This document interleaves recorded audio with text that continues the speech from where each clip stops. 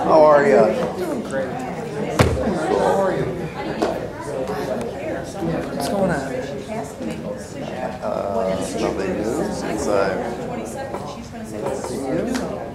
Where did you? I ate at Antonio. Italian restaurant I've never been in. Somebody told me it was pretty good. It was pretty good. Good. 14. Who'd you go with? Anyone? Or? Just me. Just you? Oh, so you know what? I should have invited you. Oh, it was great. I was the mayor, hung around a little bit. So yeah, but really full day. So I didn't leave there till late. Hi there.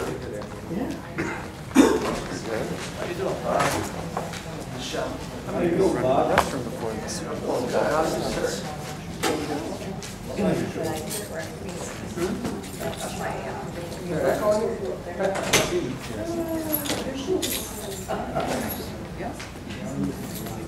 I should grab one of them.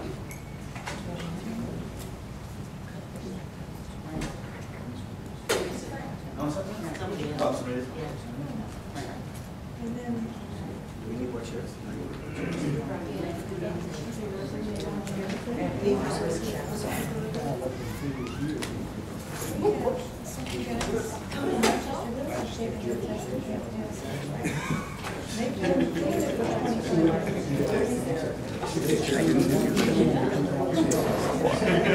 Missed an opportunity to be with you and Rob. Hey. No way I'd miss this. We can go home. You can come back. 10:30.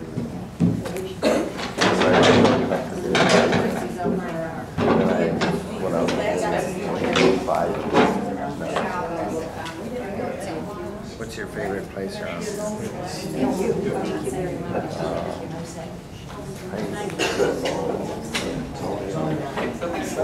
Oh yeah, you go there often. Yeah. They're from the same part of Italy that my aunt and my wife's family's from. I was surprised. I had Really? Oh yeah. all right, good evening, and we'll call the meeting to order. Mr. Baccarino? Ms. Comer? Present. Mr. Green? Mr. List? Mr. Sadowski? Here. Mr. Stevens? Present. Ms. Vogt? Here. Mr. Warner? Camp present. Adoption of the agenda.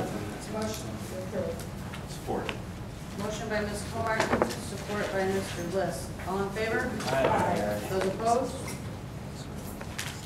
Item number 4, discussion and rate proposed 2011-2012 fiscal year City of Warren budget.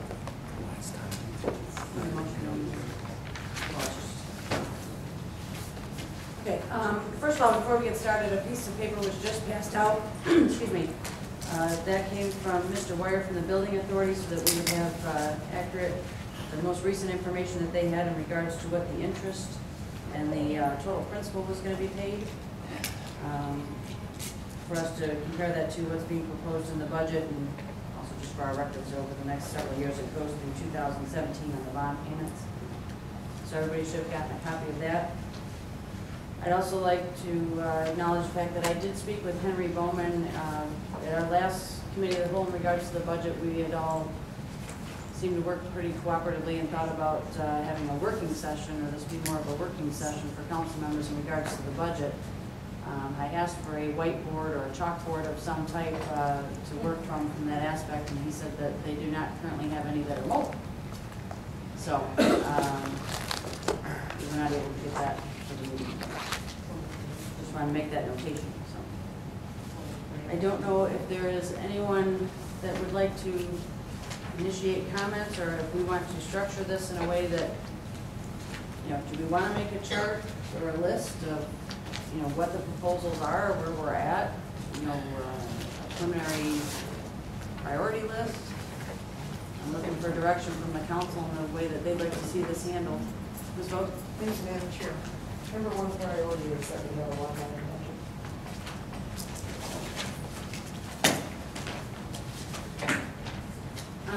Under Council Secretary Sadowski, I'm gonna ask if you don't mind, to use this sheet of paper. If you need more, I have more.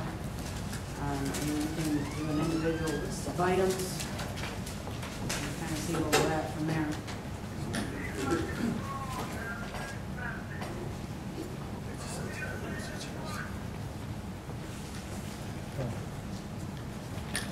There's chairs up.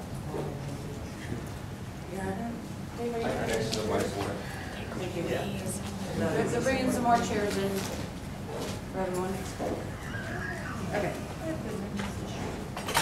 Do you have any other comments, Ms. Rhoda? That's municipal priority, that's priority for me. I don't know how the rest of council feels about the line item. Any other? I'll chime in on that. So We let's- do need a line item budget. To make it through past this budget, we need to pass a resolution that's saying there could be no ownership without it coming back to the council. We would take a budget of 60.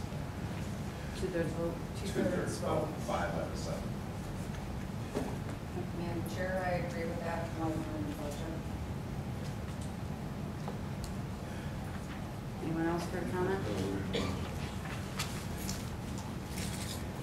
Well, I had my proposals that I made at the last meeting, that was to fully levy the police and fire millage, which would bring in about $3.5 million, and to reduce the gross benefits of the appointed staff, anybody making more than $50,000 by 15%. Reduce the salaries of the elected officials by 15%. I know that under the ordinances, it's the compensation board that makes that decision, and then leaves up to the council for essentially to do so. I think we need to amend that ordinance or make a recommendation to the compensation committee for the 50% reduction of appointed Appointed or elected? compensation. Appointed or elected? What was the Elected elected? and appointed. It was the same? Yeah. So it's elected and appointed. Yeah. Does that include healthcare costs too, for this? Total compensation.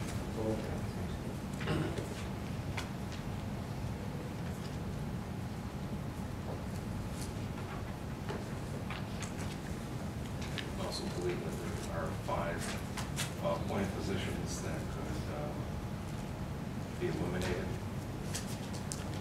And I'm looking for that note right now, but I don't have those approved. I don't have it in front of me right now.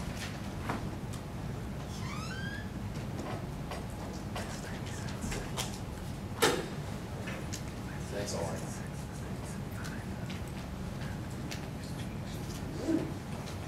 Mr. Lissette, I think you listed out 4 items. I was only able to record 3.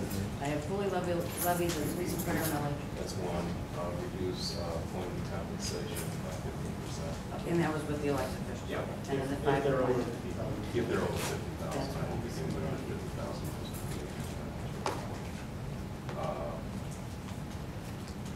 Then Eliminate 5. eliminate 5 appointed positions. Just for clarification in regards to the over 50,000, that's in salary alone? Salary alone, yeah. Okay, that's the Not total benchmark for this. compensation. Okay. Health insurance is usually over 70,000. And to not approve the additional secretary of the mayor's office. In the budget, the mayor's requesting an additional secretary. At 15% of over 50,000. So not on appointed or elected. Not on elected, but on Just appointed. appointed. So we just reduce the elected by 50% regardless.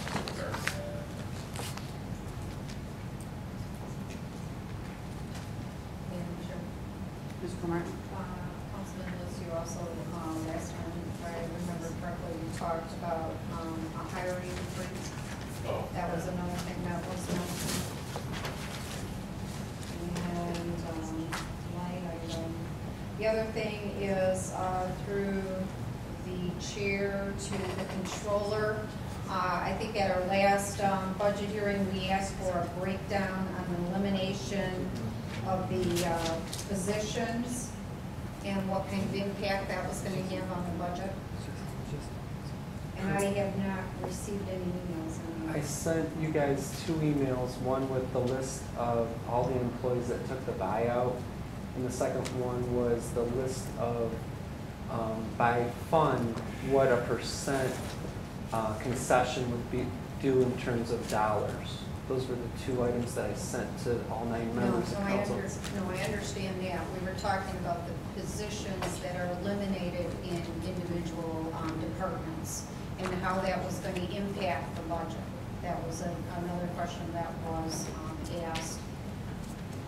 Okay, I apologize, I don't remember having that one as an assignment. Can you please explain to me exactly what you want so I can get it for you? Okay, we had certain positions that were being eliminated out of the budget. We were talking about the savings that were coming from those eliminations and what the total impact would be. Which Some people had talked about bumping rights. Which positions are you referring to? Are you referring to the 2 in DPW, the 1 in treasury, and the 1 in assessing? Correct. Those 4? Yeah. Okay. And, and chief of training and fire was the additional one.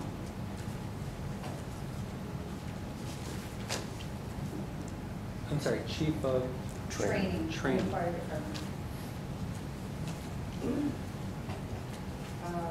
The other thing that we had talked about was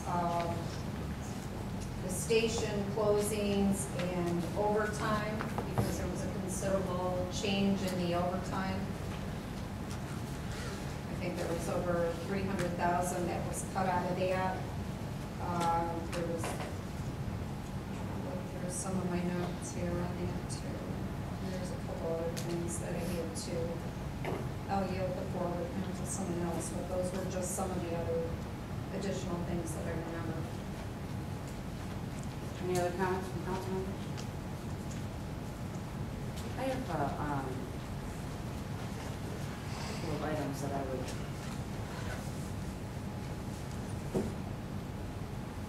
This is a general question to council members. In regards to looking over the budget, and again, in fire particularly, last year, the budget was, as it was presented, had 121 people in the manpower portion. Council, by a majority vote, increased that to 126. The budget that's proposed now is taking it down to 120. So, fire department. And I'm just, I'm just saying what's stated in there. They're not running at that. They only have 115 is the last notice I've gotten as far as on hand. Yep. They had to hit 118, and then if they fell below that, they weren't obligated to come back up. So I guess my question is, we saw a need, or a majority, regardless of who that may have been, saw a need to take that number to 126. What basis are we using now to drop down to 120? If in the previous budget as it was presented said 121, and council took the action to move it to 126, is it the intention that we will allow it as it's now presented to go to 120? I mean, do we no longer feel those 6, from one year to the next, what changed that we no longer feel those 6 positions anymore? Sure, too, also with we were faced with station closings. Last year. And it was 2 issues that were brought up with that. One was manpower in the summertime, and the second item was overtime. Those were our 2 key issues that council was faced with. So. Well, and I'm not advocating one way or another. I No, guess I'm just looking for the logic behind it. I mean, sorry, Mr. Lister. From what I recall, the reason we went, council majority council went to 126 was that the hiring of additional firefighters would reduce overtime. And I think that the fire department used to have those departments that they have committed against. And no necessarily, what we need is some kind of understanding of what the projected overtime might be with 120 versus 126. Madam Chair, Mr. Martin? through the chair to the controller, do we have any kind of documentation of, like, based on those type of numbers, what projected overtime would be in those departments, in the fire department? In the fire department, Yes. the 200,000 that's there today. No. Based on the employee 120 versus the 126 that we had last year. And even if we had an estimate of the average of what we had in the fire department throughout last year, because apparently, I don't think we ever topped 126. We never topped 118. 18, right, so, you know, Yeah, based on the. I don't have that data. No, I do not. Could we ask that? Yeah, can we obtain get- that, please? What's the specific question again? What would the projected overtime be with the reduction of firefighters from 126 to 120? Is that the question? Yes. Sure. We never hit one. Well, and here's another general question. I know last year, going into the new budget, the current budget, there were some firefighters, for lack of a better term, in queue for training. I don't know that that's the case now. Does anybody know if we have anybody scheduled for training come September? Because if I remember Commissioner McAdams' comments from his budget presentation, I really don't think that was intended for this year, that any additional hirings would be taking place. So I just think we just need a more accurate projection on that, and you know, what do we think is, I Ms. mean, Camp, I can tell you that we're in the process of hiring 5 firefighters today to bring that number from 115 up to 120. from the previous budget, under the current budget? Okay. So then 120 in the new budget is the max that they're looking to go. At this point, yes. Right. That's what we budget. Right. Mr. Schemmel? Just a general comment without getting into great specifics, but part of our logic in putting together this budget for the fire department was also based on the fact that we are hopeful that we will have a new labor contract at some point, which would produce a situation where you wouldn't need to have as many firefighters. All right. Mr. Liss? And I can give you just a couple of examples if you want. And again, there's many, many parts of it, but for example, if we could get firefighters to do summer, winter vacations, that would be a substantial help in the number of firefighters we need. And also if we could get firefighters to take the position that we could have, say, 5 or 6 off instead of 7 off at one time, that would also greatly affect the number of firefighters that you need. So it's our hope that we will be successful in those two situations and others that will change the dynamics and the number you need in the fire department. Mr. Liss? Thank you.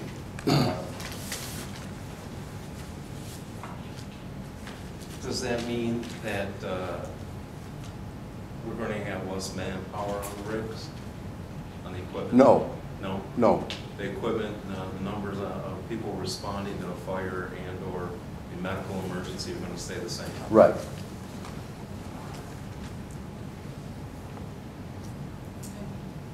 Well, that helps clarify my question to some degree as to why we worked to move the number up last year and now we're going down further than even where it was previous. Ms. Comer? Madam Chair, through the chair to the controller's office, on the overtime to date, what we had in the fire department based on 118, where were we at total? Through this last pay period? Yes. I don't have the exact number, but I believe you guys put in about 500,000, I believe, in overtime. Is that correct? You increased it to that? I believe we're at that number today. We're at 500,000. And right now, in the current projected budget, you have what, 200,000? Correct. there is no way possible unless a contract is agreed upon that we will even, you know, you will be coming back to us no matter what, based on the number that we have in here, or what it was cut to. Same answer. Same answer, yeah. Yeah. All right. Thank you. Mr. Lewis? Unless anybody else wants to talk. Got a question for Mr. Schimmel. Mr. Schimmel, I heard that there were some layoff notices in the last day or so.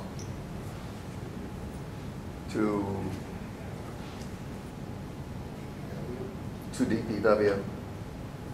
I'm not familiar with layoff notices, are you?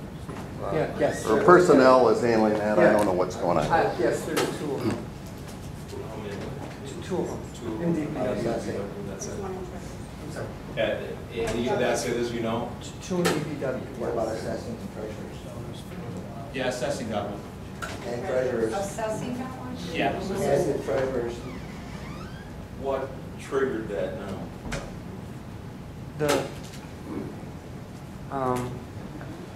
I don't want to misspeak, but I believe the process is that they wanted to get those notices out in case they were eliminated in the budget, that the process of the bumping could start. So by the time July 1st came along, I guess last year, my understanding is that those layoff notices didn't happen until late in the month of June. And There's then a they certain caused the number budget of issue. weeks that they're Correct. entitled to. Yeah. Just a general comment, another item that I'd like to consider and to monitor. I agree with the senior real property appraiser that we need to keep that position in the budget. I think right now, considering how quickly property values have been changing and how many people have appealed their property assessments, I believe the Michigan Tax Tribunal says that they've got the highest caseload that they've ever seen, and that they're implementing plans to speed up the process up in Lansing. But that's going to entail a lot more work by the assessing staff, and there's going to be a lot of times where they're going to be at the tribunal testifying on appeals. So I don't see how we can eliminate this position unless we're just willing to agree to every grievance that's filed. That's all I got. Any other members of council?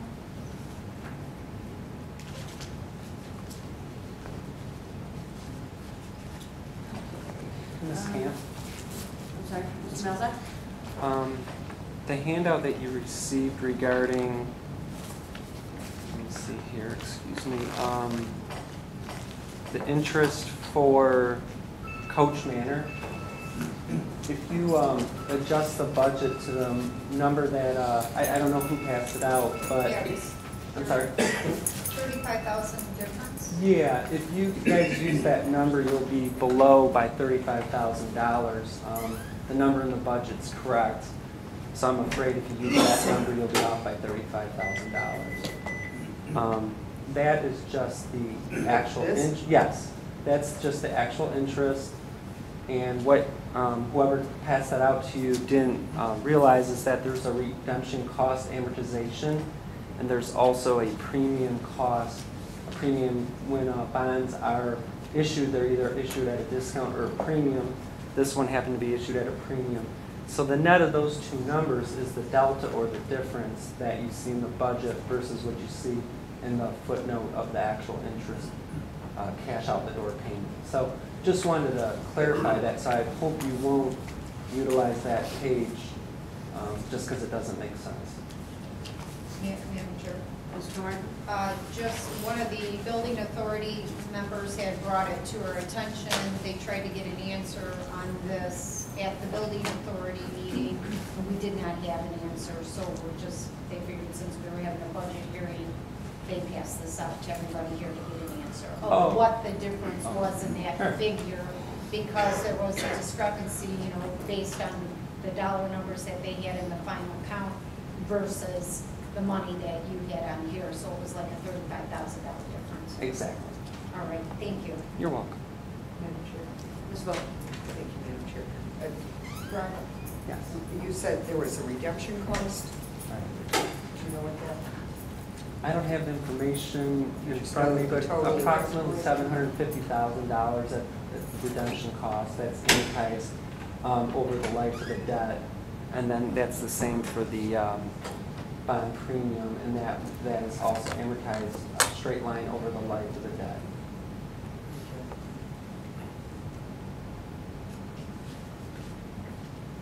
Thank you. You're welcome. Any other I'm comments? curious how everyone's feeling about the $4 million from the court. That was my next Yeah. question. I'm not comfortable with taking it from the court. I don't think it serves the general fund's purpose, being that it's, general fund's ultimately responsible for repairs to that road. That's my There's also the issue of that building, I believe, was deeded to the DDA. correct. So, should the DDA be taking care of that? Should the DDA be administering that fund? I don't know. I was just gonna say, I don't I mean, remember. the city is responsible for providing the court to the community. But I'm like you, Ms. Gibb, I'm not comfortable taking that money from the court. Does anybody know the purpose of deeding the court to the DDA, other than it's within its boundaries? Yeah, was it maintenance issues, well, I think it really matters because the DDA would spend money for public buildings and stuff, so whether they own it or not. Well, 'cause my question is, just because they own the building, I don't think they have the control of the fund, myself. No, I'm just saying, it throws a new kink into it that I think just pulling that $4 million and saying, we're gonna throw it into the general fund and use it any way we please. No, it just does not make sense. Well, You think we should formally encumber it, Can I just, The $4 million? segregate it out of the general fund with the budget resolution? yeah, consideration. But here's my concern as well, is that when, if we take the 4 million, and we've already had what I felt was a pretty clear warning, I guess, from the members of the court building, and the fact that if we take it, they're not gonna collect the funds anymore. So if we take that 4 million and we shore up the general fund with that money, where are the funds to even, because I mean, maybe some people are realistically thinking about building a court here in the near future. I am not one of them. It's just not something, I mean, enhancements, immediate enhancements need to be done. I think it is something that we need to provide for long term. I just don't see it in the next 24, 48 months type situation. So if we take the 4 million to shore up the general fund, where are we getting the money to seal the roof and whatever other problems they've identified aside from security, which I think the security issue is the biggest reason why construction of an entirely new building really comes into play as to why we would want to move forward even though the economic times. Because I don't know that we could make substantial enough security measure improvements within the existing building. I mean, just the hall space alone. I mean, what are you gonna do, put up a bulletin partition and them on the side, us on the other? I don't know. So I think because the space is, and the security issue is what makes the new building a bigger concern. But if we take the money and then the court no longer collects for the building fund, are we looking at DDA forced to bond out or general fund bonds in order to meet a new building? The other thing I think we need to look at is that there were funds specifically assessed for that purpose. It's like a, sorry? Funds. Fines were specifically assessed. But, no, it was, each judge would say, you've got fines and costs of this much, you're going to contribute this much to the crime victims' right fund, and you're contributing to the building fund. So it was set out specifically. This is what you're contributing. So it's kind of like a millage for one purpose, and then later saying, yeah, we don't need that, we'll take it pretty elsewhere. No, it's not legally a millage or anything of that nature, but it's the same thing. They were taxed for a certain purpose, and now we're saying, no, we're not gonna use it for that purpose. Do you think that defendants could ask for that money back if it's appropriate? I think, Ms. Comartin has the floor, guys. Madam Chair, I think that by taking the $4 million out of the court, we're prolonging the inevitable. We're doing a patch job on the budget, getting funds that are available, which next year we're going to be faced with the same thing. Then we're not going to have the money for the court. If we're prolonging what we need to do right now with this budget, and we just need to address everything at hand here and not try to take $4 million out of a fund that has been set aside. Mr. Buckman? I was trying to figure out how this is different from last year's proposal, take from the Parks and Rec designated village fund. We were using that last year at one point, it was proposed. Why, someone's been right here. well, actually, at one time we did reduce the sanitation. Correct. That's why I'm trying to figure out the last year's proposed Parks and Rec cuts. What we're going to take from them one time, and then We're going to reduce their millage right? so that we could increase the general fund. Yes. It's not taking a fund that's already been built to slap a Band-Aid over a gaping hole.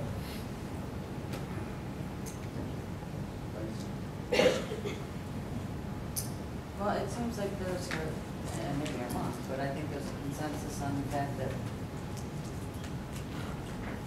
anybody in favor of taking that money, there's not a consensus on that? From the Parks and Rec. No, Can we reduce it this year? No, I'm talking about the $4 million on the court fund. I guess, are we still able to reduce the Parks and Rec fund this year to levy the police fire bill to offset that? Is that still an option? Is that off the table? Is any option we want to make it as a consensus group? It was an option last year, we had some support for it, I think. Good last year, something to consider this year. I have no problem. We have that on the list. You mean the 1 million? No, he's saying He's to, saying- The way is to reduce the Parks and Rec bill, to levy the police fire retirement bill, offset the tax bills. so it's, you're Correct. still That was what it levying was the last year. same amount of taxes is what you're saying, but we're gonna take that, we're not gonna charge as much in Parks and Rec. Whatever the proposal was last year, as I understood it, was to offset the Reduce Parks and Rec Parks and Rec. some portion, and then increase the general fund millage. So you're just changing one millage to another. Problem is, Parks and Rec millage is up next year. They're going to be asking for renewal. And you say Parks and Rec doesn't need it. It's not going to be renewed. So that could very well be, that could happen. It wasn't an option last year, I'm just saying it's on the table this year too. Yeah. We could do that. I'm under the understand that should is the Parks and Rec. I know this question was asked on this vote before though. When was that millage going to be held? February. There was, There's not been a determination. Correct. Personally, I think it would be wise to do it in August of this year. Too late to do it though, August. It's already found. It's that. Our decision. Correct. Goes on. I would just like to say that's still an option. Actually, should be on the table though. I have a suggestion. Oh, I'm sorry, sure. Structure recycling. The curbside recycling is currently costing us between $530,000 and $600,000 a year. That's after you deduct what we make on the $25 per ton. So what I would like to do, I mean, certainly nobody wants to eliminate recycling. I mean, in fact, it's a shame that we don't have more taking place. But, well, maybe some do, okay? I'm not one of them. I think we need to restructure it in the fact that either we create drop zones where people deliver it to a specific location and we pick it up, or possibly even consider contracting it out where companies pay us to come in and collect our recyclables. And what I would like to do with that, unfortunately, this doesn't really advocate a overall cost savings to the budget. Rather than spending that $530,000 to $600,000 a year on recycling, I'd rather reallocate the funds saved from restructuring the program and put it into local roads. You know, we've kicked around before about, you know, are we going to need a special assessment? Are we going to need millages? Or, you know, how are we? In the 8 years I've been here, we've done minimal as being actually nice in saying of what we've done to address local roads. And I see this as and I'm sure all of you do as well, see this as just an exceedingly growing need of attention. I know one of the items that is hurting us, and it's, you know, no offense to them, but paper is one of the heaviest items that you can recycle. And being that all the local churches, God bless them, and all the schools are doing paper recycling on, and a lot of people specifically will deliver it to the church or school that they support. We're taking a hit. We're getting the lighter weight stuff.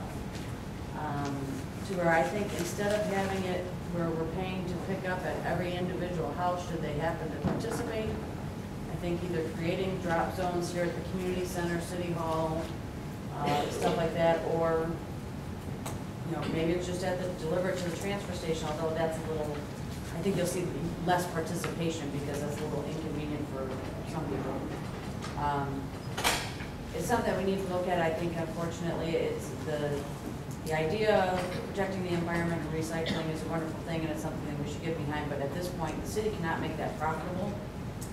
It's my understanding that it's seasonal employees in those positions, not that they aren't valuable as well, and I'm sorry in that situation, but a minimum of over $500,000 a year is going into a program that we're only seeing, actually it's more than that.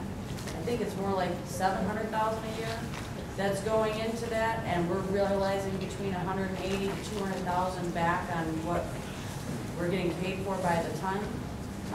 It just doesn't make sense. It's not cost effective, and when we have something that is in major need and has no option for funding currently, the local roads, that's a significant amount of money for us, much like the courts have done, start building a kitty.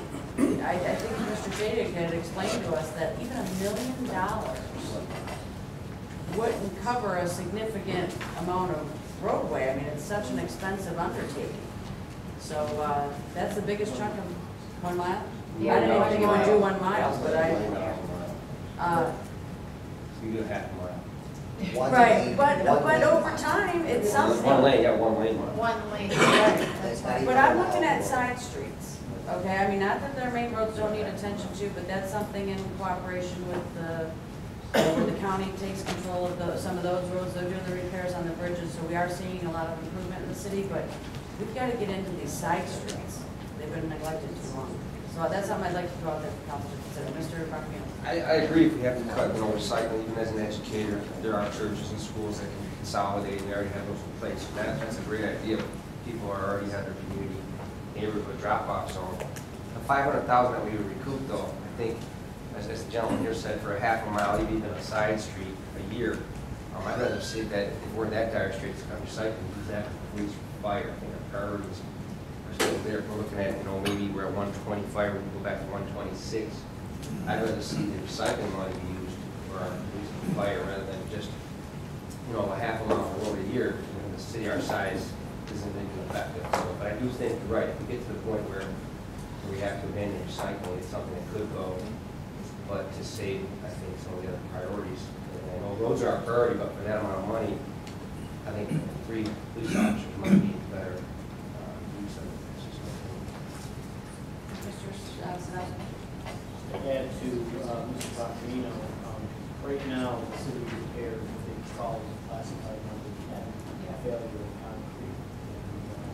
has to be pretty substantial failure. You could use that money and maybe repair 8 lines as well. So you're not replacing the entire street, but you're now throwing it out a little bit longer. Well, I think this, maybe for better clarification, would be ask Mr. Shadig, how many class 10s do you have? You know, where are your road conditions? I mean, I know you've discussed it in brief, but maybe we got a fuller picture from Mr. Shadig, because Reed Street is one that always comes to mind. We hear about it all the time. I know that George Demas spoke about that in 1999, saying it looked like Beirut then. We've Yes. even got letters that say. So, I think Mr. Shadig has far Yeah. more. The war zone. Yeah, I think he has far more, and he addresses what he can through the CDBG or the different funding mechanisms that he has. But I mean, I think at most, we only address maybe 2 or 3, and even then, they're not full half-mile stretches. They're this corner section where we redid a catch basin, it's where we redid a crosswalk, something like that. But I personally don't think he'd have any trouble creating a very large list of things he'd like to address and could address if he had some fun. Just something to consider. Anything else from council members? I do. I'm sorry. Thank you. Mr. List? Thank you. Like I said last time, or during the budget hearings, I still believe that Parks and Recreation has to reduce their structural deficit to 0, and also communications. Especially considering that they should not be spending money out of their rainy day funds, because Parks and Rec has a millage coming up next year, and they don't know where that's going to go. And communications is funded by fees. And communications is important, but I wouldn't put it high up on the list of priorities for deficit funding. And I have a question for Mr. Melzen. Do you have any projections for if this budget is approved as is? If this budget is approved as is, Mr. Melzen, the 2011-2012 fiscal year budget, do you have any idea what the projected deficit would be, structural deficit would be for fiscal year 2012-13? Well, that's really hard to say at this point because of all the, at that point, hopefully we'll have 8 new union contracts, so. Well, Let's say it's status quo. Everything stays the same. Mr. Fox did projection based on how things, assuming that they don't change. Correct. Assuming that we don't get the statutory revenue sharing as high as it's supposed to be. Right. That we don't get changes in contracts, and that the status quo of the number of employees stays the same. Yeah, we do have that status quo budget. I don't have the numbers here tonight, but yes, I do have that. You have a rough idea what that projected deficit would be? I don't want to say at this point because. I'm asking. What's that? I'm asking. Right, I'm saying I don't want to say because I don't remember the exact numbers. It's been a while since I've looked at those numbers because what I've been doing. 16 million sound about right? I don't have the revenue numbers for the anticipated, say, 7 to 8% decrease in property taxes. So from that standpoint, again, I don't have an exact number to give you. Well, you're looking at Macomb County is projecting for the whole county an 8.9% decrease, which I don't know if it'll be less for Warren because we've already suffered such high appreciations, or if it'll be higher or the same. But I think that 9% is a reasonable number to assume. Assuming that, you're looking at a $4.55 million reduction in the amount that the millages will bring in. If you're going status quo and you're taking out the $4 million for the court, so you're saying this year we have an $11 million, if that's the direction you're going, I'm going to say it's going to be more than 11 million. It's 11. More than 11. More than 11. Right. Does the administration, I'm just kind of surprised we don't have any more department heads. Maybe it's too warm. Does the administration have any ideas of cutting the structural deficit? Does the administration have any more ideas on how to cut this $11 million structural deficit? Absolutely. I mean, there's several things that we can do. that the administration was talking about at this point, yes. Will you share it with us? I can say that, you know, if you just, it's things that everyone has already said at this table, there's millages that can be passed, there's concessions by all employees, there's, you know, trying to look for enhanced revenue items such as increasing, you know, various permits, et cetera, fees. So, I mean, you know, it's the same items that you guys have all discussed at this table over the last 2 months. Anything the administration could implement now? Dollar we save today is another dollar we save next year. Sure. You know, again, you guys were all here when one of the firefighters said that they would talk to us about, you know, doing the summer winter vacations. We've contacted them and they won't talk to us about that issue for whatever reason. So those are items like that we could go down that path. Well, I'm curious about the request for concessions. I mean, we went through contract negotiations with ASME, and we achieved some concessions. I don't want to use the word achieved. I hate it when anybody's paid to go down, unless it's a sports figure. Because it doesn't matter to me. But ASME went to a different health insurance plan. And it's supposed to be saving about $1 million a year. ASME also did not receive any pay hikes. No COLA. A reduction in, I believe, I'll probably get corrected, but 2 holidays, right? So, I don't know where this direction is headed when the administration has already negotiated with one of the major union in the city, received concessions. Are you saying that the administration wants more concessions? I'm just saying that that's a possibility.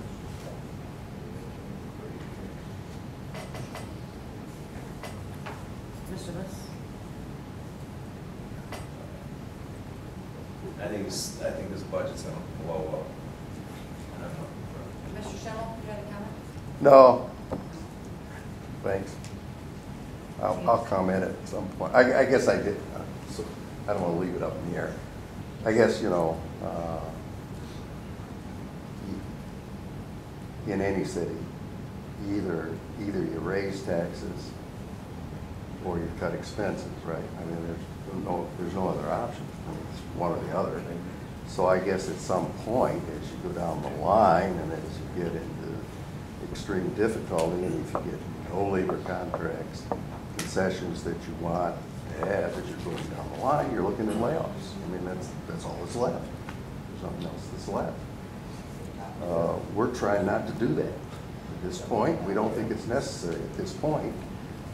But that's certainly in the future, if as Councilman Liss so correctly points out, if the housing values continue to plummet, we can't expect to deliver the same services with less money. We can't expect to do that. So yeah, we can all sit here and argue about how we can cut expenses, and Rob and I and Mr. Simone's have conversations like that all the time, trying to figure out, you know, where we can save a dollar here and there. But at the end of the day, if we keep plunging as fast as we're plunging, then we'll have to have less employees. And I know, yeah, I'm just hearing an example here is, let's get rid of all the appointees. That's always very popular. For some reason, employees or appointees carries a connotation that's something that's bad. An appointee is a bad thing.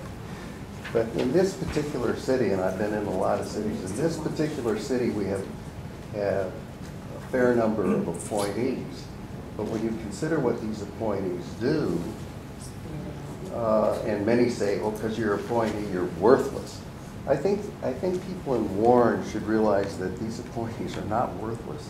They're providing very important, I'm not interrupting you when you speak, so if you just would let me speak, I'd appreciate it. I think you got to realize that these appointees provide very important tasks in these cities. Rob's an appointee.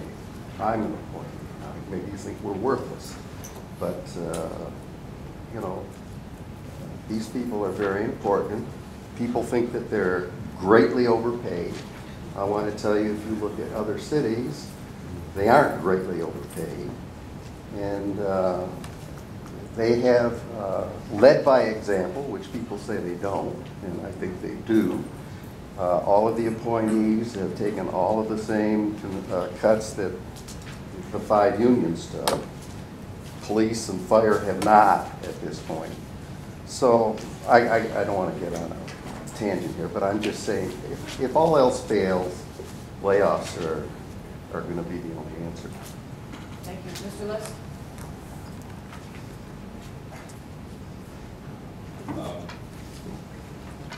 I don't know what prompted that. Well, I had somebody jab you here, and I guess I got going. I'm firmly convinced that too many appointees. Pardon? I'm firmly convinced there's too many. That's fine. I know that's just fine. And I I mean- know when you were working for Tramit Yeah, and E-Course, yeah. yeah, I've talked to some of your former employees. Are you trying to tell me they didn't like I me? want to stick to our budget. We need to establish what's the priorities of our budget. But the point is that if you're not going to have some savings now, if we had saved, if we had implemented, let's say, the full levy on police and fire retirement millage 4 years ago, 3 years ago, then you're talking about $10.5 million. So what's going to happen if we don't have any savings or raise that revenue that we can? That next year we're going to have to ask for an astounding millage increase. So we could have implemented all those changes and asked for a couple of mills. Now we're going to have to ask for 3, 4, 5 mills. And then with heavily in proposal A, it's just going to jiggle all back down again. It'll push off again what's the inevitable. So that's my point. And I'm not seeing that the administration is, first, they're not recommending an increase in the mill. I have to disagree that the appointed staff has led by example when they took the same cuts as the unions. They were behind the course on that one.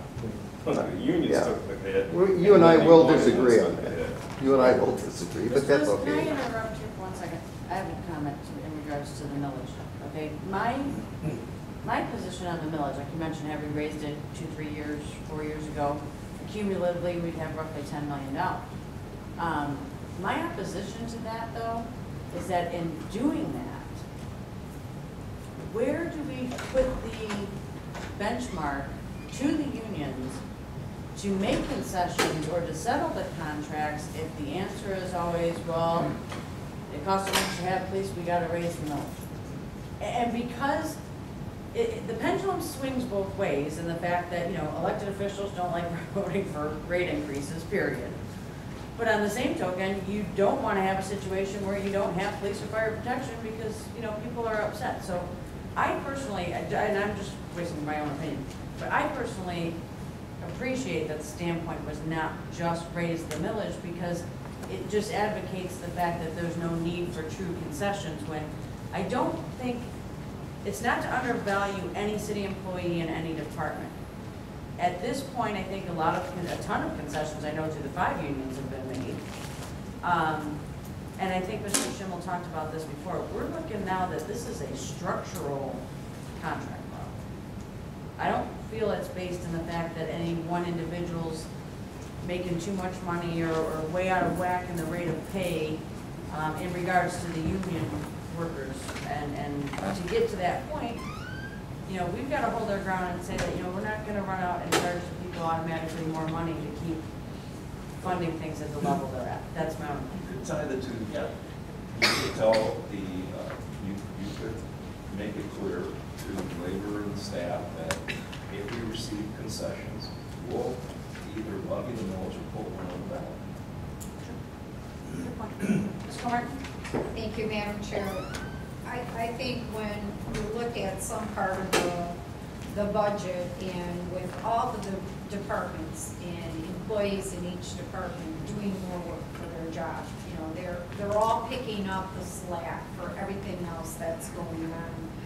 And when they hear certain, you know, whether it's appointees or what it is, getting raises, I think that has put a bad connotation on their efforts that they're putting in and the slack that they're picking up for everything. So I don't think raises are a good thing at all anywhere in this budget with the economy and the way it is. If anything, when I originally looked at this budget, I said, sand it back, cut another 10%, and bring it back to us. That's how I look at it, because right now, we haven't made enough cuts to make an impact. We are looking at property values that are going to be going down an additional, probably about 6%.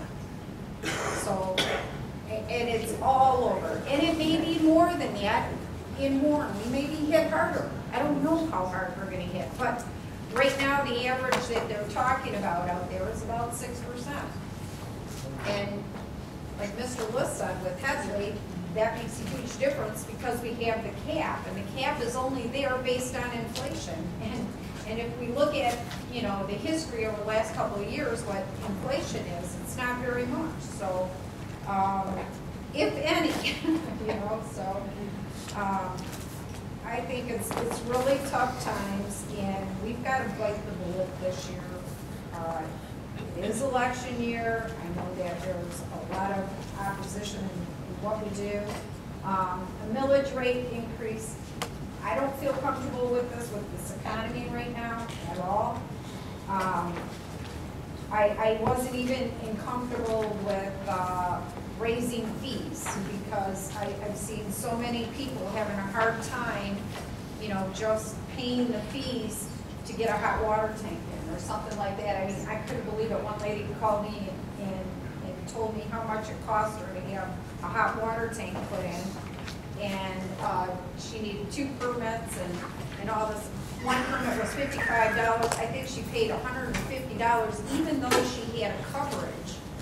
So that was even hard for her to handle. She says, you know, I'm on Social Security, what am I supposed to do? And she's trying to do the right thing. So I think we all need to help each other out in this economy. It's hard for a lot of people to survive right now. It really is. And when you see the regular worker and what they're losing, and, you know, they see our budget and what's going on here, I think we, you know, I can agree with Mr. List, whether it's 10% now or 15%, I think something needs to be addressed now across the board. Thank you, Madam Chair. Mr. Warner? Thank you, Madam Chair.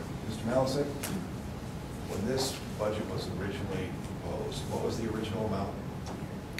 It was over 102 million, I believe, so we did. And you sent it back and it came back to. It came back at the 93, and then now it's under 90 million at 89. So, and when you compare it to the budget that's approved from last year, it's $7.3 million lower. So to say that we haven't worked hard and cut expenses, I think the employees have done a tremendous job to reduce, because of we, the employees, are about 80% of this budget. So to say that we haven't done anything or taken any hits is incorrect. And we employees have reduced this budget by $7.3 million, and it's something that I think I'm very proud of. To answer your question, yes. Okay, thank you. Ms. Ford, I have a question, and maybe, I don't know if you personally have the answer or not. You at last meeting had proposed reducing the planning and the ZBA. Did you ever get the background that we had asked for on that? No? Mr. Biernatt, have you had an opportunity to investigate the legality of reducing the planning or the zoning board of appeals from our last meeting regarding the budget? No.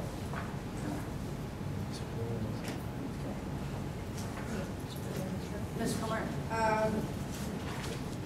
Mr. Malzak, on property maintenance department, we have the bank foreclosure registration that's going on right now. I know that's been going very well.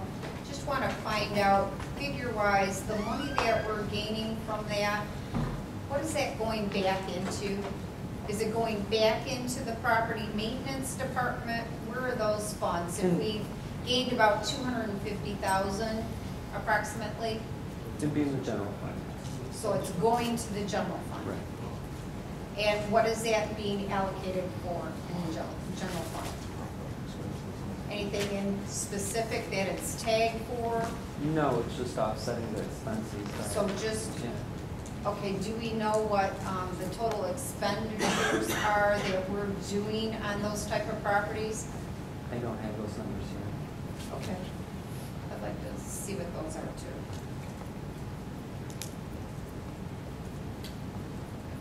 Madam Chair, Ms. seems Vogt? like there's an awful lot of information we still need before we can make a decision on this. I agree. I have one last comment real quick. If everybody is content with where we're at until we get that information. I believe it was in the last budget, if not maybe the budget before that, that we eliminated the funding for West Nile, saying that we hadn't had any real incidences with that. And I would ask that this council would consider reestablishing the funding for the tablet treatments. I understand that the administration's already proposed that, but I don't see anywhere that there's funding. It's in here. It is? Yeah. What page? I don't remember. Oh, he's gonna be doing it this weekend? Okay, well, where's that being funded from? It's in here. I remember going through it early on. I don't know what page. I remember seeing. Okay, it is, okay. Okay, yeah, It's it was a lot. a small amount.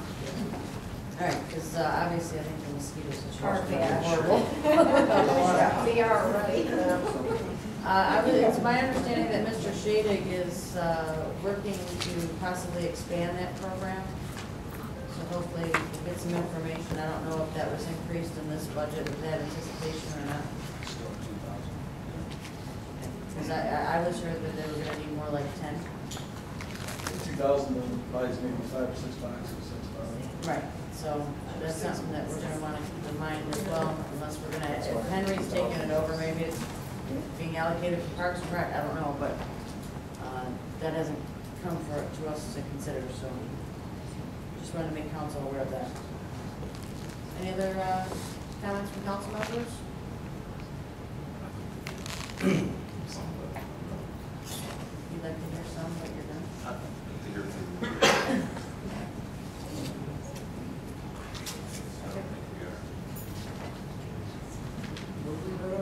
All right. We'll move to the next agenda item. I'm going to start at this side of the room and come around. Anyone interested to speak at audience? Yes? Sure. Andrew Christoph, longtime resident of the city of Warren. Mr. Bachman. Mr. Warren. Steve. Sedas. Reed. How much did you contribute to the discussion? None. I heard 4 people here analyzing what you 5 were silent. That tells me exactly what's in that book is what you people are going to be voting on either this coming meeting or the next. Let's tell you guys something. You're supposed to be politicians. Mr. Bacamino, how much money are you reserving for road repairs in the district of where you're going to be running in? What are you doing for them now to sell yourself that you really care about them? 0. Every one of you. That's amazing. If I was running for a ward, you think I'd have my mouth shut on that? I would be trying to squeeze every single dollar into the ward that I'm running for, to let the people know that I care. You don't see that. Now, if you think you got problems now with funding of road repairs, as it is now, somebody said $1 million, hey, it ain't gonna do nothing. That's negative, that's kicking a can down the road.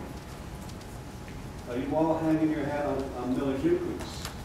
But what if there's no millage increase? How are you gonna tell these people that you really support them?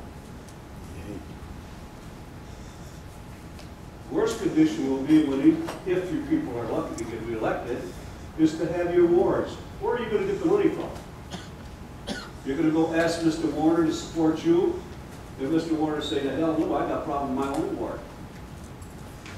And somebody will say, well, how much money did you reserve to the budget? Which kicks in July 1, and it goes through the new people that's gonna be in there. It affects them. You're gonna get that, Mr. Warner. Very disappointing and defiant of you. What are you contributing? Nothing. Absolutely zero. And you want the people to re-elect you in these new laws. It'll be a preview of coming attractors. Zero participation. Thank you. Mr. Curtis, on down. Ladies? Hi, I'm Lamont. I've lived in Warren my whole life, a good old 38.5 years. And, you know, this is just getting ridiculous. Everybody's moving out. There's empty houses everywhere you look. And the reason they're moving out is because things aren't being run right. Okay? That's a big part of why people are leaving. Because you're not taking care of the city. Talking about wanting to cut out the recycling, are you serious? So the third largest city in Michigan is no longer going to be a green city? You want to get rid of recycling? What does that say to the rest of the state and the United States for that matter? That, hey, we don't recycle here, we don't want it. You need to keep the recycling in, you need to figure something else out, okay? My husband has got one of them layoff letters from DPW. You haven't even figured out the budget yet, so why has he even got this letter? This shouldn't even be happening, and he's going to be speaking on that stuff. So I'll let him go on that. But as far as I'm concerned, this is the dumbest thing I've seen yet. And again, you guys not even talking, really. How are you going to get reelected if you're not doing anything? You just want to get paid for sitting there? No, it's not going to happen. I mean, me myself, I got a nice big mouth. I admit it, it's not a problem. You know, I know why they're going after my husband. It's because I was talking about Gus having his truck up at that little golf place late at night. I said it, I don't care who knows. He was doing it, and it's wrong. And he's still doing it. And nobody's doing anything about it. It's wrong. Somebody needs to do something about it. And if that means me standing up here saying that it's stupid and telling the whole city that this is going on, I'll do it. I mean, I'm happy to go around and ask people to post up letters in their businesses, full posters, no problem. I'll go around and tell them, this is what's going on. I have no problem. I took the pictures of Gus up there with his truck, and now he's going after my husband. Really? Can you get any more childish?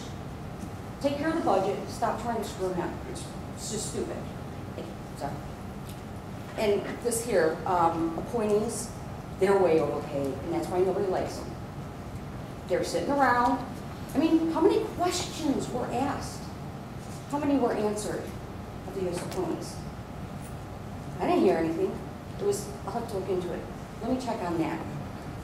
It's your job to know. If you don't know, then why are you getting paid the big bucks?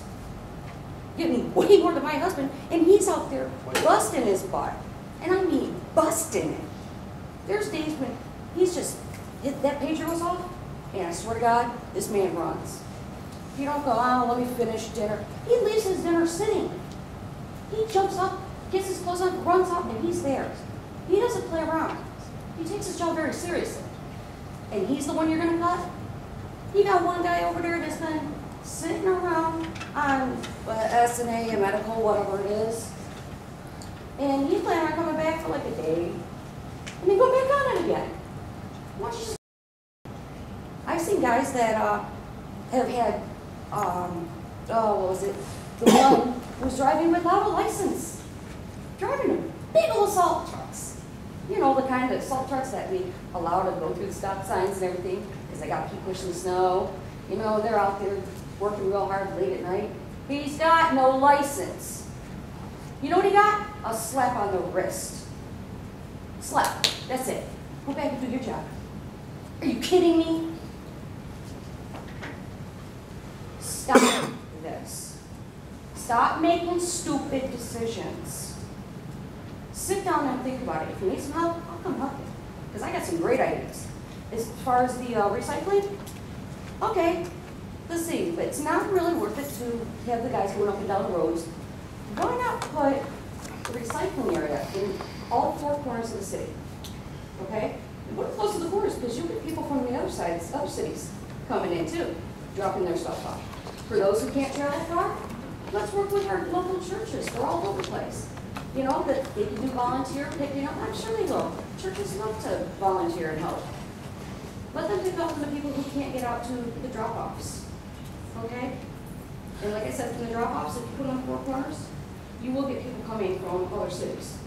So all that's going to come in, including our whole city. It's going to be a lot easier. You got somebody that comes in and picks up at 4 spots. There's your recycling. It's not that difficult. This shouldn't be like, oh my God, what are we going to do? We're going to get rid of recycling. We're not going to be a green city anymore. Come on. You guys can come up with better ideas. That's what you're paid for. Come up with good ideas. If you don't have a good idea, ask someone else. You know, ask a few people around and help you out with some brainstorming. Okay? Just gotta make some smarter decisions, especially if you want to get reelected. If you want to get reelected, you better come up with something good, not bad, something good. Otherwise, it's not going to happen. Like I said, I'll be happy to go out there and say, you know, there's some people here who aren't doing anything, haven't done anything good. They're just doing what somebody else says. They're following somebody else's text messages. Okay? Thank you. Thanks. Well, ladies and gentlemen of the council, my name is Dale Walker. Obviously, very good wife. So eloquent this week. We want to talk appointees here for a few minutes. Sure, there's appointees here. I pay taxes in the city. I've lived in this city my whole life. There are appointees that make twice what I make and don't pay a penny into our tax base. That's wrong. They can say they work hard, but I'll tell you what, I'll challenge any one of you to come out in a 95-degree heat day with me and climb in a hole and fix a pipe. You think you work so hard? Come out with me. I challenge you to come out at 1 o'clock in the morning and plow 10 inches of snow and work 16 hours. Mr. Walker, I'm sorry, can you just address the council? I'm sorry, yes, madam, I'm sorry. We want to talk saving money. Why do we have part-time employees, or if you want to call them temp employees, temp inspectors, that are driving city vehicles being paid with city gas? Is that part of their money? Is that part of their contract? I don't think so. Up until recently, no. City's paying for it. We're cutting. Hey, you want to talk DDA money?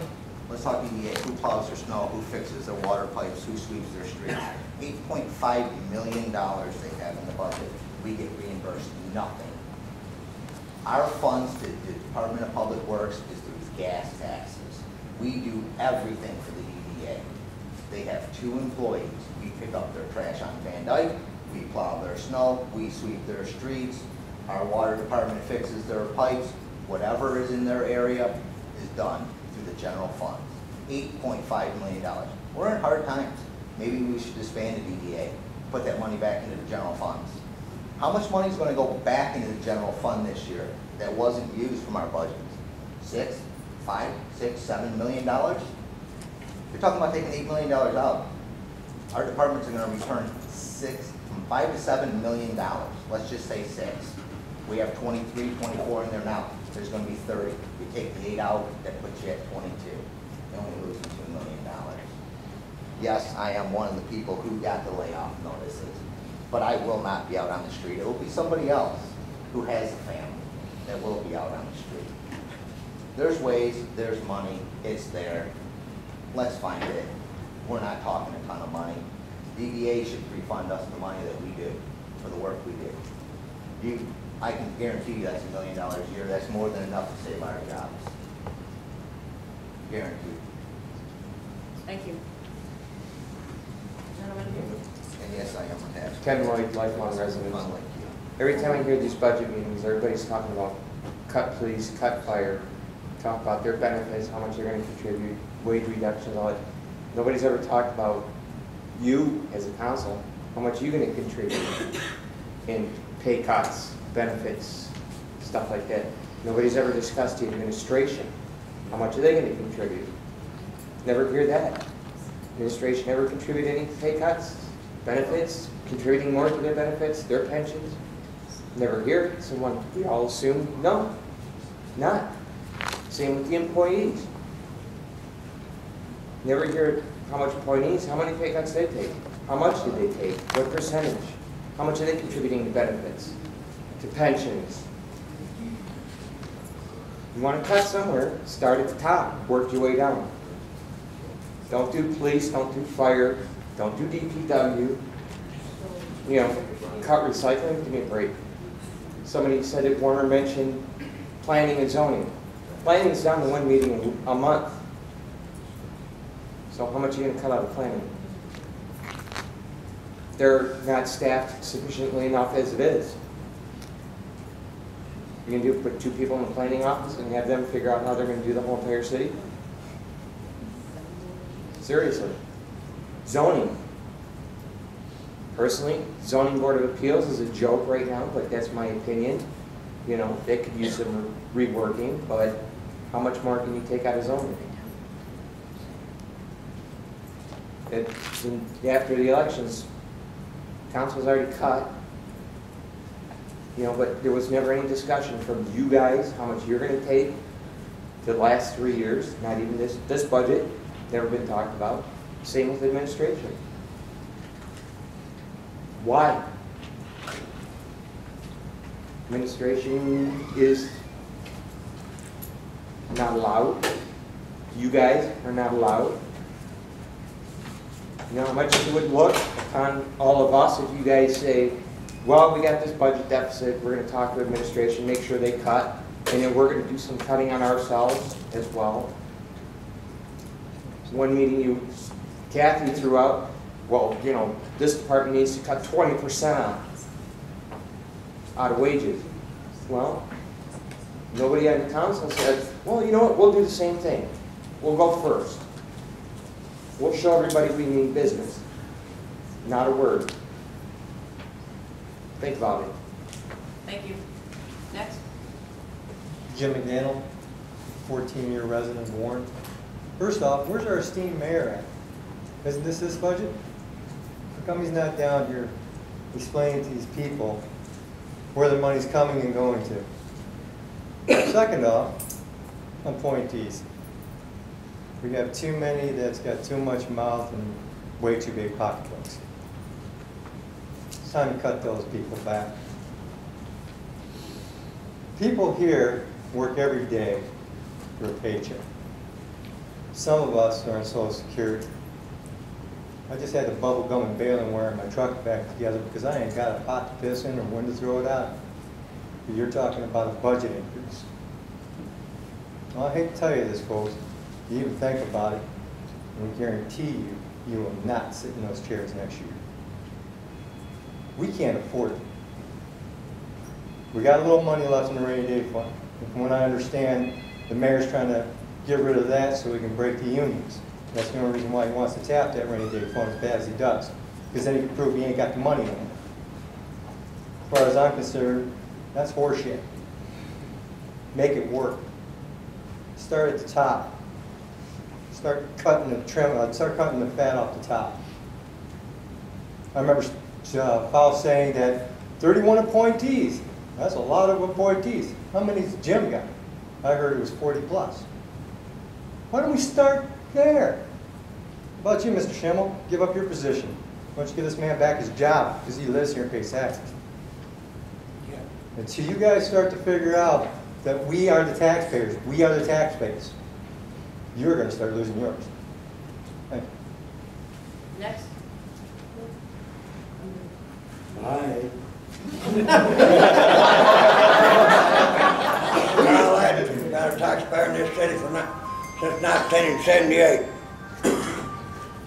Money. About every time I come to council meeting, that's what I talk about, money. How many of you in here don't like money? How many of you would like to have some more money? Sure enough. Every one of us would. Where are you going to get it? That's the next question. Where are you going to get it? Going to get it from us taxpayers. I just sitting here thinking a few minutes ago, I believe about a year ago, I could buy a gallon of milk $1 cheaper than I could buy it today. I didn't get no raise on Social Security. It wasn't my idea to leave my job. It was for health reasons. They're talking about saving money. These people make $100,000 a year, pay them $60. If they don't like it for $60, let them hit the road. That's just exactly how I feel about it. When I was working, when I had to retire back in '99, we the taxpayer is the boss. This is the point I want to get to. When my boss man come around and said, Kyle, you take that casting and pour it full of shellac and we'll ship it out. Did I agree with it? I didn't agree with it. You know what I had to do? In order to keep my job, I had to do what he told me to do. And that's what I'm telling this council tonight. We're the boss. As I've said different times, this is election year. And every one of you is going to say, look what I've done for you. I'd like to ask you tonight, what have you done for us? Besides, put us more in debt. More in debt.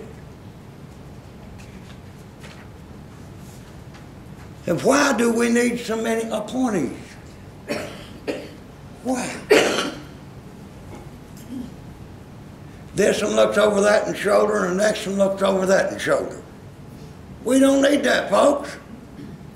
Hey, if we got a city controller, and I don't mean to be picking on him, but I'm going to use this for instance. If we got a city controller and he don't know what he's doing, we don't need him. We don't need him. If we got a mayor that don't know what he's doing, we don't need him. We're going in the hole deeper every day that we live on account of supervision. And I'm going to tell you this, and I'm going to try to hush. Mr. Walker, where'd he go? I'm over here, Kyle. Okay. That's my neighbor.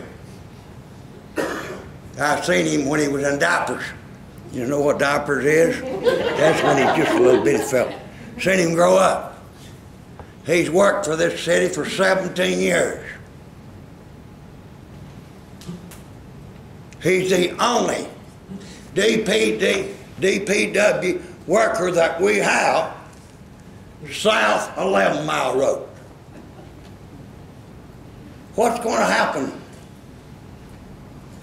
if Mr. Walker loses his job? What's going to happen? The Mr. Mayor is going to have to change his sign, and you, as council people, is going to have to change Orange's theory, because if we don't have nobody down there that's concerned about our DPW, then we'll be the north part of Detroit. That's what it's coming to, folks. And you know something? It's not going to stop at 696. It's going to come right on up in your neighborhood.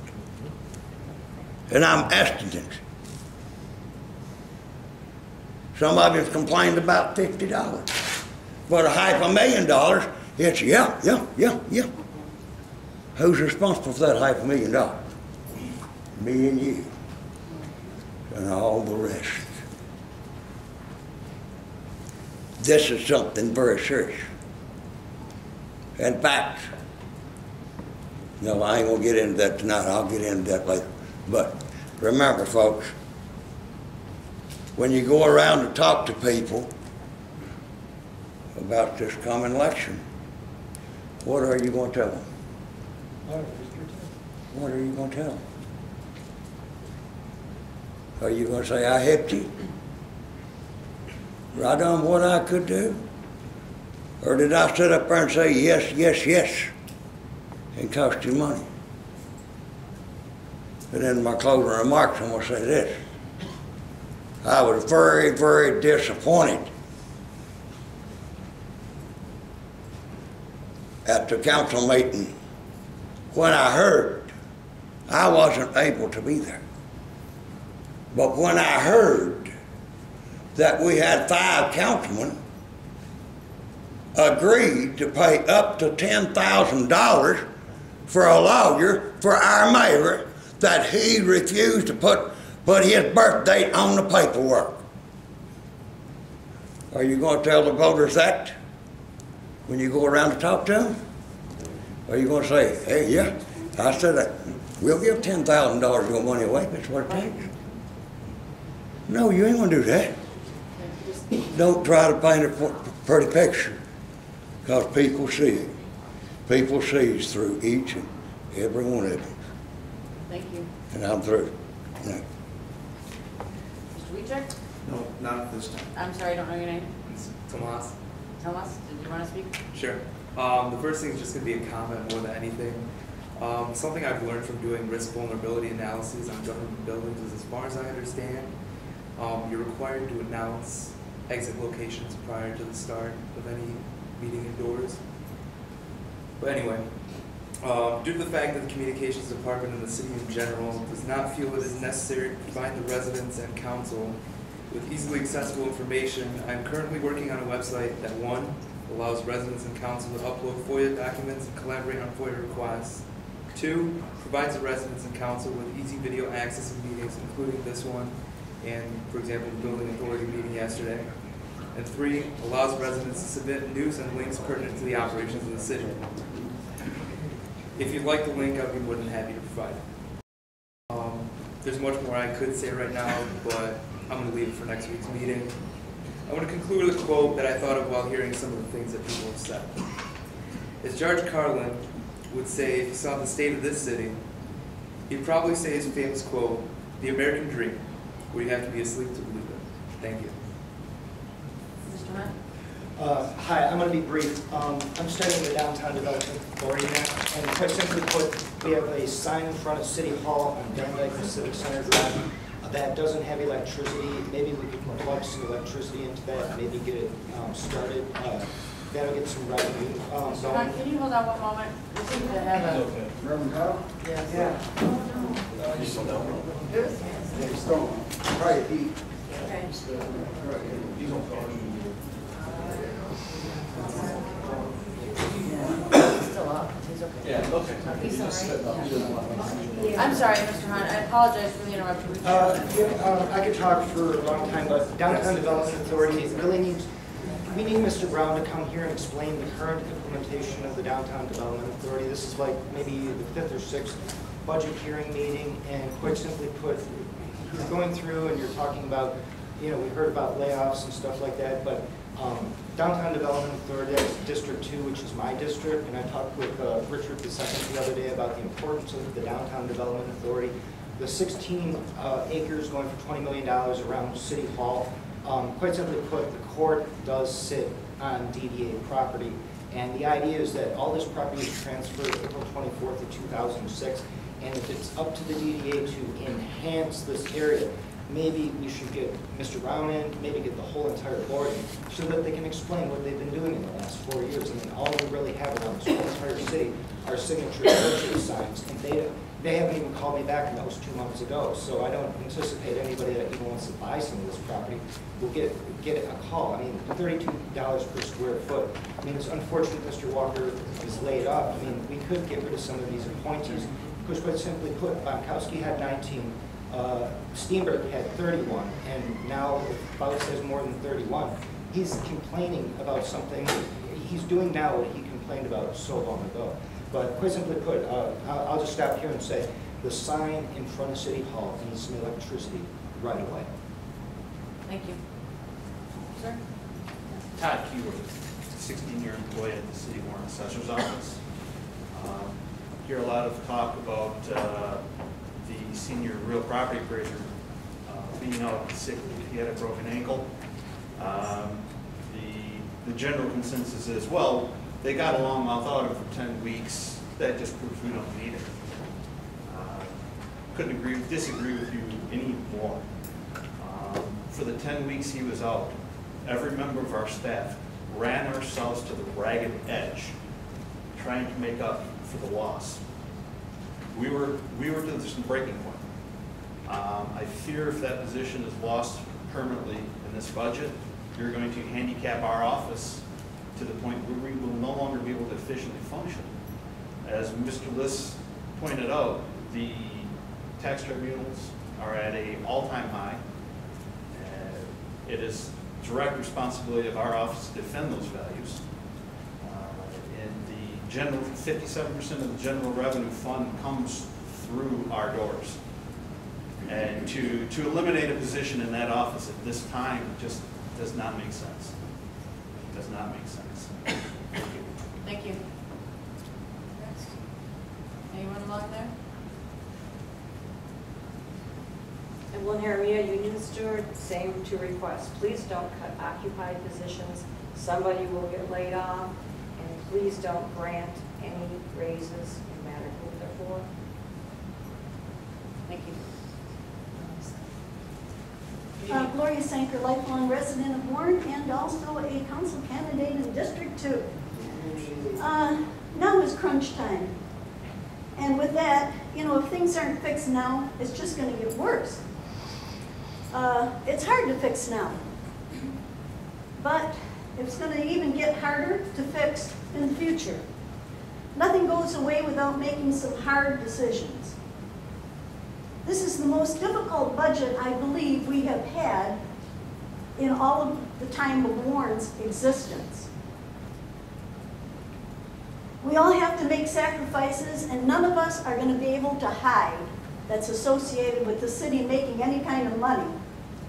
We're not going to be able to hide. It's what we call shared sacrifice. And we must have less government, and we must spend less.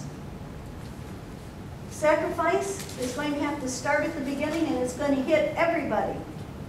And our districts, of course, are going to want to know, what are we going to do for you? And you know what? In order to give them that information, we're going to have to find some money. Good luck. Lee Zumbrunner, President of Local 1250. I just want to agree with Mr. Liss, Mr. Keyworth, what they said about the senior property appraiser position and assessing that position is vital.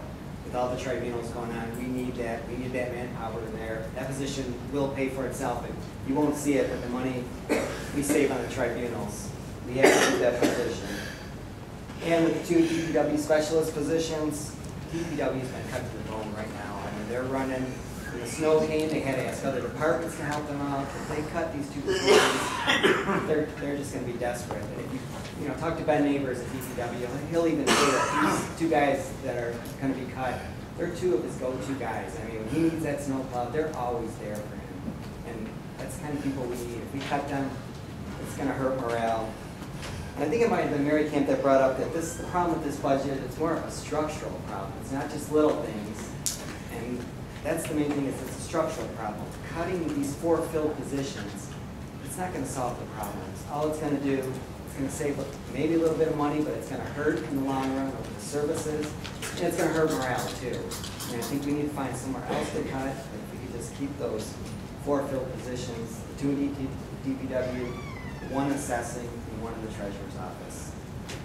And lastly, Mr. Liss made another good point. He thinks we should cut 5 of the appointees. And I agree. I mean, all through the years, the unions have been taking cuts. 1250 has lost so many members, but the number of appointees hasn't gone down. It's like, I think some of them should be cut also to match what we've taken. I mean, they've got less people to manage. They should need less appointees. Thank you. I'm good, thanks. I think everybody's, those were Dan Coonert, Senior Property Appraiser in the Assessing Department. Seniority date September 1985. I have received a layoff notice from Labor Relations. I've made an appointment with my union representatives to exercise my bumping rights. I won't lose my job. Ted Keyworth will get bumped. He does your industrial appraisals. He's got enough seniority to bump the appraiser that's doing 1/3 of your residential appraisals. Jeff Edwards is the guy that's going to lose his job. you're doing 2009, 2010, 2011 appeals. If we're not defending those values, you have to rewrite revenues for 2009 and 2010. And that's for the general fund, special revenue funds, as well as the schools. So we're asking you to amend the mayor's recommendation on page 69. You can see that the current is 11 personnel, and the recommendation is 10, because they're eliminating the senior real property appraiser. Please amend that recommendation. Thank you. Jeff Edwards, I work in the assessor's office for 5 years now. I'm also just basically reiterating what my three colleagues have said already. I would be the person directly affected if the mayor's proposed budget were to be accepted, and I would be laid off. Like Dan said, I do a third of the work of the residential properties. I do prepare the tribunal appeals, and losing another person in our department would just be would severely handicap our department. And right now, with the amount of appeals that we have, it's just vital that we keep this. Thank you. Mr. Lopes? You're Lucas? I'm sorry. Hi, my name is Elizabeth Levis, and I know you all know me by now. I've got a few things to address. Mr. Schimmel, I understand that you just said, you've been here a year and a half maybe, you've settled 5 union contracts. For the last 3 years, we've been trying to get appointees to take a pay cut. Pay cut. Not benefit, pay cut. I was told by you. Excuse me, I'm sorry, can you just address the? Okay, I'm sorry. I was told by Mr. Schimmel that as soon as a union contract was settled, the appointees would take pay cuts, or the same as the union did. I kind of wondered about that, but my understanding is, and if I'm wrong, I would like to be shown I'm wrong, I would like to see what the appointees have taken. I want to see the cuts that they have taken. And if we only have 7 or 8 unions in this city, are we only ratifying 1-year contracts? Why aren't we going for 2- and 3-year contracts at a time so that this is not a revolving issue, and so that we can get some idea of what's going on? I talked to the fire union, and I'm told they sent a letter right after the meeting here stating in writing that they would take these summer, winter, change their whole realm, and that it is personnel or the people that are working in the negotiations that have not contacted them.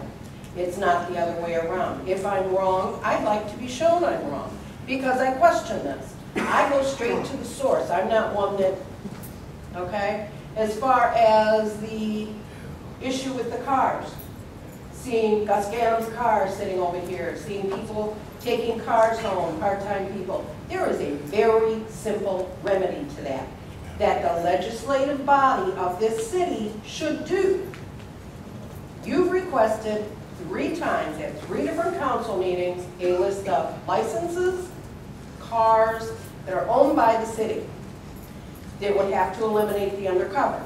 3 requests have gone out, to my knowledge, to this date, that has not totally been complied with. You ask, well, what does your department, who takes things home? You get, yeah, we do, then this one doesn't, then we find out he does.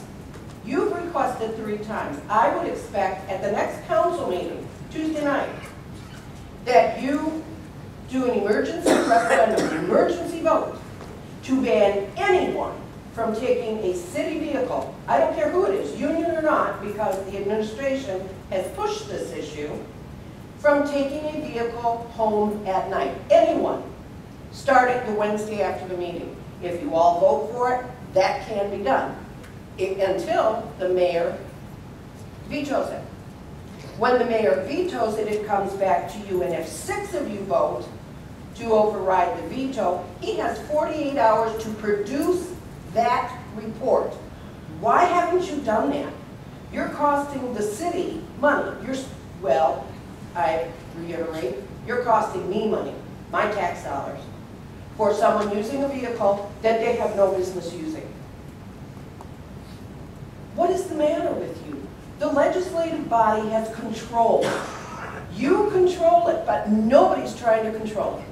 Nobody's making the tough decisions. Everybody's just going here, there, just sliding right by. And people talk about you not getting reelected. That's what's going to make you not get reelected, because you are the legislative body and you're not acting like it. This incident that happened Friday, I'm still too angry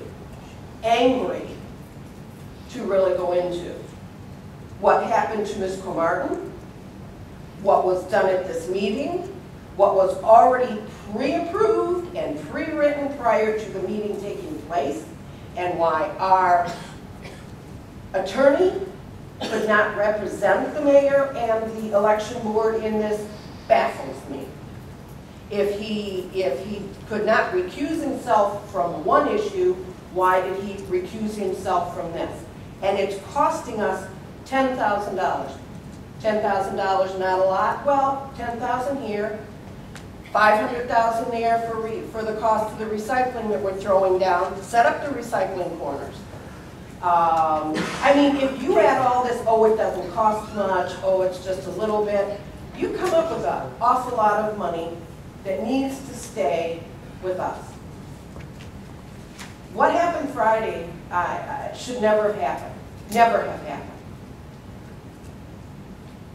And I'm getting a transcript of what transpired. This is unexcusable behavior on the people that were here. There was, I think, an apology is owed. I think that the attorney should start doing what he has been hired to do. And if that's not feasible, maybe we should find another. But as far as the appointees taking pay cuts, the appointees do have a purpose. I agree. But they need to take a pay cut. They have been told that for 3 years. 10 to 15% pay cut. No, we do too much, we can't. Well, so does everybody else. And if we're laying off 4 people, which the mayor sat there at the end of that table when I was here listening to him, stating nobody's going to get a layoff. How many appointees are getting laid off? How many appointees are going to be gone? My understanding is none. I think it's time this body separated themselves from the administration and did what you were voted into office to do. I know you're all capable of it, or you wouldn't have been voted in. But it's time you started doing it and stopped worrying about other realms. Because inevitably, I agree, the people that don't stand up, I mean the line item budget, I argued with a council person that for an hour, argued with them that we were not on a line item budget. Yes, we are. No, you're not. Yes, we are. We get reports every month. You can't do anything about the reports. You do not have control of where the money that's over here is going to be moved over here. The only person that does, to my knowledge, is Mr. Simone. I didn't elect him to sit in that seat, to make those decisions, to make the changes. The only way to have that done is a line item budget. It puts the control where it belongs, with you. Not with Mr. Simone, not with anyone else in the administration. It's where we voted our people in to take that issue. You have to okay money being switched. If something has to be changed, it comes to you. That's your job. I'm done for now. Thank you. Sorry. Gary Lucas, I work for DPW, Warren resident. We tried to be very brief. I brought up to the council about 2 years ago, I don't remember the council person I talked to, about the trash cans at the fire stations. Okay? There's 6 camps, 6 fire stations. It takes about a minute to a minute and a half to pick up that station. Why are we paying $3,000, $4,000, $5,000? It should only be cost of what I figured, 6 hours. In a whole year, it's 6 hours of pay to pick up the fire stations. We're spending $1,000. You know exactly, like I said, what it is, I don't know. I heard it was anywhere from $3,000 to $5,000 per year. We got to cook the fat. We got to get rid of the pork. I mean, I realize it. Everybody here realizes it. It's tough times. Second thing I want to touch on was the like contractors. Last year, when we got our first big snow, I'm not going to name names. We were called, and neighbors was told that they're bringing in contractors. And we said no. You know, I mean, I understand people say, hey, you're on overtime. Okay, overtime for me, $40-some an hour. Bring in contractors, you're looking at 100 or above plus their equipment. You got to stop this, people. Another thing is DPW. Our department takes care of almost everything in the city. 2 weeks ago, there was a police call. Somewhere on Groesbeck, they found an open manhole. We had nobody that day extra to send over there right away to cover it. Foreman tried to address it. Finally, somebody had to stop what they were doing, come back to the yard, get a manhole covered, go back out. Because we're going to be reduced to 17 people. And while I'm on that subject, one of the guys that got the layout notice is probably the best guy on the Vector in the city. Okay? He takes care of all the sewers, he takes care of all the manholes. I mean, if I get a call that says, let's say, Topher and Ryan, I see everything's flooded. Okay, I know what to do. This guy knows, oh, it's collapsed. Oh, it's plugged with roots. You're getting rid of him. He's going to be gone from the department. You know how much time it's going to take to train somebody to be like him again? He has experience. You're losing it. You're going to send them somewhere, somewhere else. And I just don't get it. Thank you. Pamela Roy, Warren resident and employee at DPW. Losing two of our main guys is going to be very hard. I know I'm the only full-time administrative person there, and it's hard for me just getting things done. But I do what I can. Maybe I'm wrong, but I was under the impression that the budget, we get a lot of road fund money from the state and such. I'm under the impression that we give away hundreds of thousands of dollars every year to engineering, parks and rec, and I don't know if there's anyone else. Maybe I'm wrong in saying this, but is there any way we can keep some of those funds in our department if we give this money to Parks and Rec and they don't necessarily need it? Supposedly it's for tree maintenance. Can we recoup it? Can we keep these two guys that we're losing that you guys want to cut overtime? You know what? We lose two of our main snowplow guys, overtime is going to go through the roof. And I know when contractors are called to come in, I hear the complaints. I know, I get the calls. Contractors don't know how our streets are plowed. They don't understand when there's a center median, our guys know to plow it to the median, not blocking everybody's driveways. Contractors don't know that. We can't tell them that. They don't listen to us. They just come in because they're calling. And they just get through the city as fast as they can. And a lot of times, honestly, they stop. They really do. We have to take the brunt of the calls, the complaints. And how do we tell them, hey, I'm sorry, we had to have contractors come in because not necessarily our department, but somebody else forced us to call contractors. We didn't do it necessarily, somebody else did. And we have to abide by what we're told. Okay, fine, so we do. Okay, I have several issues. The recycling. Don't get rid of it. What about doing it every bi-weekly? You know, the first and the third. If your trash day is Monday, the first and the third Monday. Bi-weekly. I know lots of people that their recycling can, every week there might be 10 cans in it, 1 gallon of milk. Mine is full. I have 2 recycling cans. Mine is full. And yes, my newspapers go to my kids' schools, I admit that, they, but don't get rid of it. And as far as appointees, we have way too many. Way too many.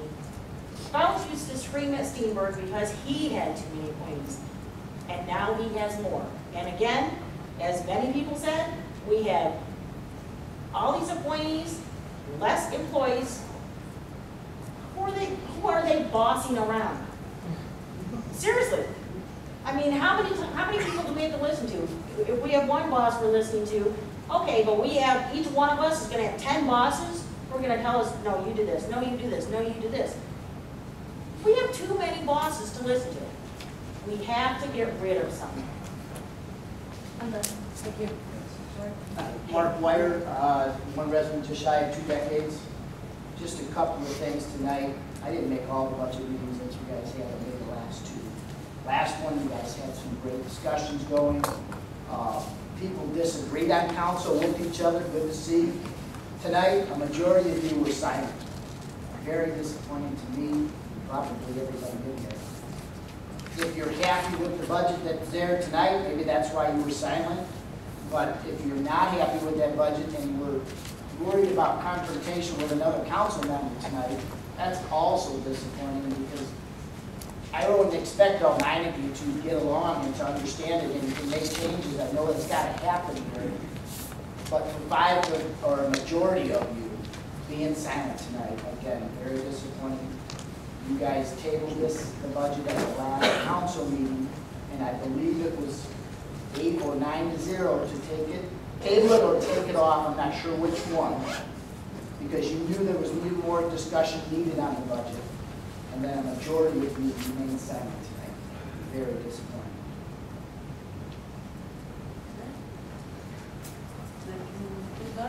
Madam Chair. If I may, I was one of the people that stayed silent, but I did take 3 pages of notes, and I would like to ask. Somebody has to say, wait, hold on. We haven't taken a motion to adjourn. I'm willing to listen to what he has to say. Thank you. There was a lot of good input here today. I wish that actually we would have had this input during the budget hearing. But based upon that, I believe that some things that were said, that council needs to step up and lead by example. Based on that, I would like to know, and if I could get the numbers, how much we would save if we were to reduce council's health benefits. If I could have that by Friday. Reduce it in which way? Full-time benefits. Motion by Ms. Boat, support by Mr. Salzman. All in favor? Those opposed? Meeting is adjourned.